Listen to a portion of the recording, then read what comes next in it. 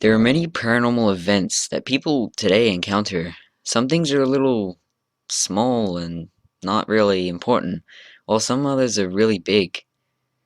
Here are three paranormal events that people have encountered in their lives. All these stories are from an Ask Reddit post, which is in the description. I came home from work, this happened about a month ago, and my shower was running. My roommate has her own bathroom, so I found it a bit strange. I figured there must be a good reason and made a note to ask her about it when she got out. Fast forward half an hour, the shower's still on and she hasn't emerged yet. I walk to the bathroom to investigate. I realize there is no light coming from under the door. Bizarre, I checked the knob. It was locked. I started to freak out now. I texted her, expecting to get no response. She writes back immediately, saying that she's not home. Meanwhile, I'm running late for dinner, so I leave the apartment, not sure if someone's in my bathroom or not. After I left, she arrives home, finds the bathroom not locked, the lights are not off, and the shower was still running. She turns it off and gets angry at me for leaving it on during the day. I lived in a haunted apartment for a year.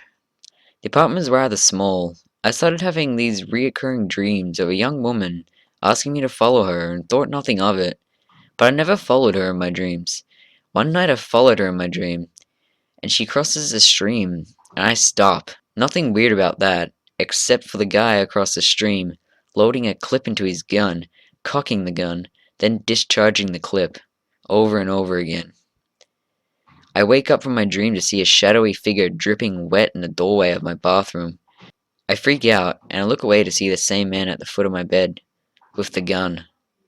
I threw the sheets off me and looked back at the bathroom. She's gone. Look back to my foot of my bed, and he's gone too. Time goes on, and the dreams are now every time I go to sleep, but only that happens at that apartment.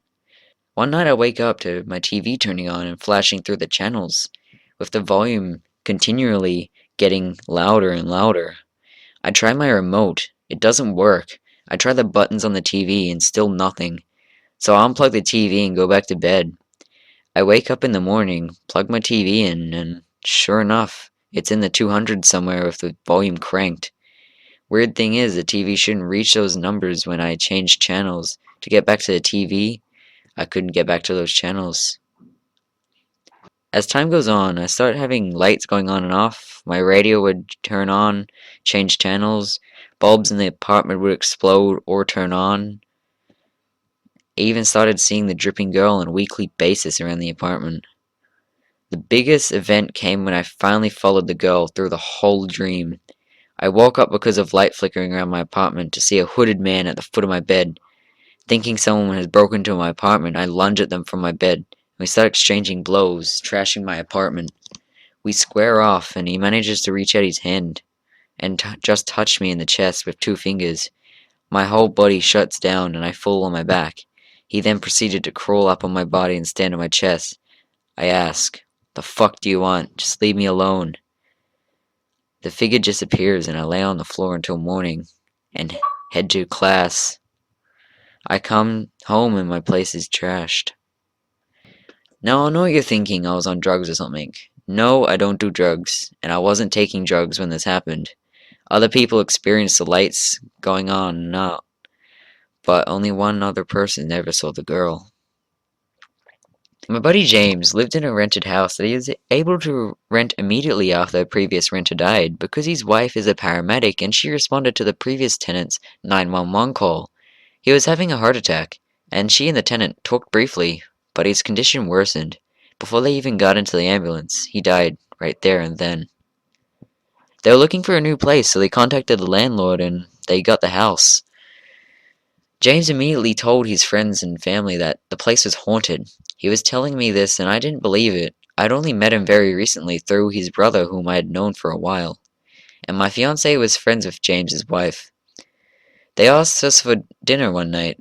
James once again explained things and I could expect to see things. What a treat. I felt like a guy watching a magician. And my task was to explain how he did his tricks. I figured James would repeatedly pull tricks and I'd call him out on it throughout the evening. The lights flickered on and off, fast, when no one was near the switches. Bad breaker, I guessed. He shrugged a whatever shrug. His wife showed me a hidden cabinet near the entrance. She said one night she had a dream that the old man who died showed her the location, and her husband said that she got up in the middle of the night, told him to follow, and went right to it. James is a bit of a fun lover, but his wife is more straight-laced, so I tended to believe her. But it was probably her unconscious thought, or maybe she knew about it when she had responded to the 911 call. There were loud footsteps upstairs. I ran up. I could find no setup or any practical joke. Two doors closed themselves. This is beyond James. He just shrugged and looked at me with his expression like, "See? I've been living with this for a while now." I went into the kitchen alone for a glass of water shortly after James's wife showed me the hidden cabinet. Someone had moved my car keys from one table to another, but everyone was in the dining room. The biggest kicker I've thought. We were discussing this stuff later, and I still don't really put my heart into believing it, but I admit I cannot explain doors closing or footsteps. We get talking, and I say, "James, I love you, man, but it's going to take a whole hell lot of more than this to convince me. Maybe the ghost can call us on the phone or something." Well, we all have a laugh, and the phone rings. James laughs and grabs the phone and waits for it to show the caller ID. And here I'm not even close to kidding when I say I had to sit down, bewildered, when I saw my own fucking number from my own house on his caller ID, while I was there with my fiancée in the living room. And no, no one was in my house at the time. Hey guys, so I hope you enjoyed those creepy ass stories from the last Reddit post. All ghost ones, paranormal ones. Hope you enjoyed it. Remember, if you enjoyed it, hit the subscribe button to support the channel. Hit the like button to let me know that you liked it. And as always, thanks for watching.